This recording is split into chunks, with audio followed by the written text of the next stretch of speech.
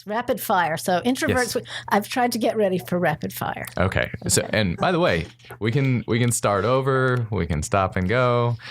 What do you consider your most valuable failure? So this is going to be an answer you don't get often. I have 2 severely developmentally disabled twin boys. They are not a failure in the typical sense of the word, but because I did not give birth to them in a way that made them safe and whole health-wise, I feel like that is my failing, or an area in which I fell short. I'm not sure the cosmos sees it that way, but I have learned a lot from that experience, and it has taught me to sacrifice and to find joy in very uncommon, unexpected places as I have watched them grow and cope and learn. They are happy and emotionally sound. Therefore, I am now healed from that. That is so honest. Thank you for sharing that. What do you think is people's biggest misconception of you? Possibly that I have more energy than I do. Oh. And I don't think anyone in this room has that misconception. But as I said, I can show up energetic both physically and socially. You come off as tireless. You do. That is a good word. Now that you say that, people have told me that before, and I'm not. Mm-hmm. But that has been one of my big lessons. So I will push myself like achievers. Many of our students are achievers. I will skip meals and continue to work and not let go of the task to a point where I will start to physically shut down, or my mood will take me out. And so I've learned to catch myself and not burn the candle too hard. Mm-hmm. And when I say tireless, I don't necessarily mean in terms of like all the time. I don't know if we can keep a sound like that, but just in terms, like you were saying, of just continuing to grind away at the, not grind in a bad way necessarily, sure. But just to keep doing it until it's done. Well, and that is my brand, I think. I will continue to work. I really like to work hard for a goal I believe in with other people who are passionate about that. And it doesn't matter so much the specific context or industry or job. To take Rockefeller. Mm-hmm. Rockefeller is about improving the health and well-being of people around the world. They do global environment and agricultural engineering, lots of different programs, public health, but they are about making the world better than they found it. And that is what motivates me. I love to work hard. So I'm glad I am known as tireless. And this is the Rockefeller Foundation you were just describing, which is where you worked while you were doing your PhD. Correct. We can talk about that a little bit more offline, but back to the rapid fire non-rapid rapid fire. No, this is great. If you could have anyone as a mentor for one day, who would it be? That's easy.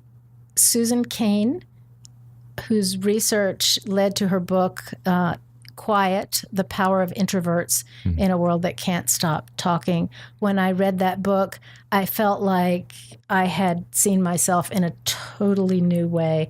I was much more accepting of myself after reading that book. And she has talked with so many introverts about how they operate themselves for high performance that I would like to learn more from her. I'm going to cheat a little bit. What was the best piece of advice that you got from that book, other than appreciate yourself as an introvert? Understanding that introversion is not, we tend to favor extroversion now in the 21st century. Mm-hmm. We like to see people who have a bias for action and are decisive and outgoing and make an impact, influential people. I understand that. And not being one of those people, I had come to see the word introvert as negative or putting you at a lesser place somehow. And that helped me understand that introverts need zones of less stimulation in order to have energy. Life drains us out more. Life, the typical going and doing and moving and hearing microphones and that sort of thing. And we have to put it back. But we do some of the world's best thinking. So understanding how much better I did that than some other people and how I could then add value through my strengths.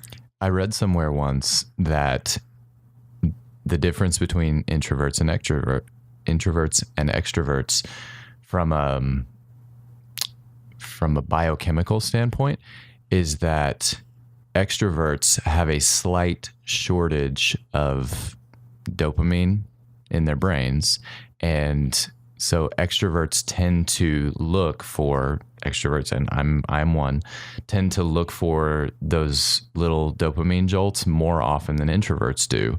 Introverts have, on par, more sufficient levels of dopamine on their own. And so when they get the too many of the dopamine jolts, it's actually overwhelming. Yes, I believe that. That makes a lot of sense. Even the environment for me, the doctor has checked my reflexes, and one doctor checked them once, and my leg, of course, kicked way out. And he said, I've never seen such hyperactive reflexes. I want to measure you for all these other things. And I said, well, I think that's just me.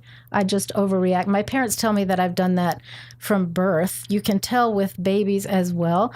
So babies who seem to be comfortable in their own skin often will be the extroverts, right? And babies who are having trouble processing the world. So noises, light, sound, changes in their rhythm, they will need an environment of more controlled stimulation. They have a picture of me and my parents in my crib, and I had one of those mobiles. Mobiles have gotten a lot more lights and sounds now, but it was just birds, stuffed birds that went around like this, and I took them all down. As soon as I could pull up and reach for them, I took them all down and I threw them out of the crib. And so they have a picture of me standing there against a bare wall with a crib that had very little adornment, with just this place where the mobile had hung over the bed. And they talked to me about how I behaved with that mobile. And then did you look at that spot? Like, what were you looking at anything, or were you just inside your own mind? So I don't remember. I have to say that's in the rearview mirror more than half a century now. They thought it was something they didn't expect me to do. I can imagine. And so they have remembered it and told me that story. But I realize now that I like quiet. And when someone interrupts me or I hear a sudden noise, even the microwave. So my husband and I, spouses, we have humor in the home. So my husband turns the thermostat down and I turn it up, and he'll leave the timer. I'm on your side, by the way. Oh, good. I wouldn't have expected that. My husband will let a sound go on. So his phone is always pinging, and he'll put the timer on, and he just won't turn it off, and he won't be hearing it. And I'll be in the other room working, and I feel like I'm being boiled in oil just from that one sound. It's my problem to solve. I realize that. I try not to stress out because of it. It's hard. Problem solving. The answer is to go pick his phone up and fling it through the window. I'm sure that would have an excellent result. Right? What is your fondest memory here at Texas A&M? I believe it's hard to choose one. I remember volunteering to be a victim at Disaster City for our students when they did a rotation there. Not all of our classes do that. Some years, yes, some years, no. That is a place where first responders are trained in very stressful environments. And I was the victim in a parking garage collapse. So I was made up to look wounded and put into a broken down car and strapped in at an awkward angle. And I had to be rescued perpetually. So I did this 8 times in a row. They were supposed to come and get me and shift me to other disaster scenes so that I could experience more. But they forgot about me. I can be somewhat forgettable, being introverted and quiet. And the upside of that was that I got to see teams do the rescue exactly under the same conditions. So which teams were relatively more skillful versus less. So I think the debriefs were more meaningful. But I loved seeing my students in a different way. So instead of being on the outside looking at them solve the problem or judging them in any way or reading their reflection, I was actually, an element in the problem situation that they had to solve. Being an introvert, I'm not going to be a paramedic or a firefighter. So I got to vicariously be part of that excitement. Method acting. That sounds like it would be really interesting. Have you ever done Dr. Wesson's layoff exercise? I have. I did. What was that like? It was, as it is for many students, surprisingly more stressful in the moment than you expect it to be going in.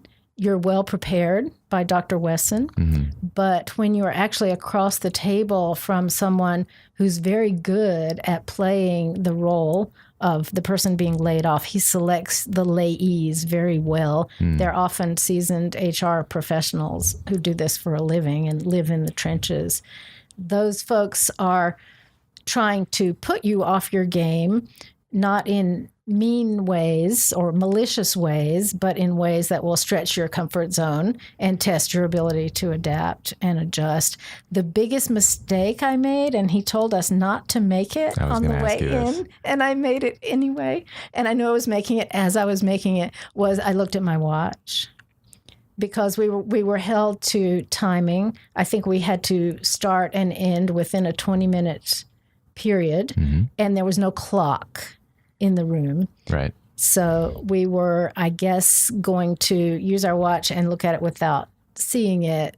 We didn't have phones quite as much. My cell phone was a flip phone at that time. And I had to look down at my watch, which was actually too big because I borrowed my husband's watch because I didn't have my own watch. And I saw the person take a note, looked at watch while I was looking at my watch. While you're laying them off. Yes. So we usually close the discussion with some good bull. For our listeners, this is an opportunity to recognize someone else for something good or great that they have done. Do you have anyone you would like to send some good bull? There could be so many choices. Let me offer this good bull to you for allowing us to do these podcasts. I know it's been a team effort with Shannon, and there's not enough good bull that we could pile up, I think, to appreciate Shannon's leadership of our program. But alums are busy people and newly married, lots going on. I get the extrovert thing, but there's still limits to human capacity. No question. And you use your individualization strength so beautifully. You have prepared me. I know you have an understanding of me and what puts me at my best. So I appreciated the call to talk ahead of time about what we might cover.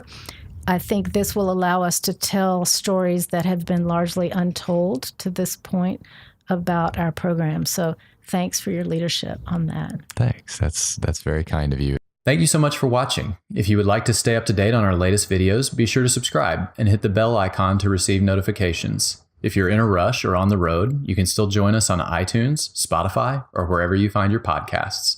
If you want to learn more about us or our guests, please visit our website at mays.tamu.edu/podcasts. Also, please check out Mays Business School's academic programs. They're the sponsors of our show, and you can find them in the description. Thanks, and gig 'em.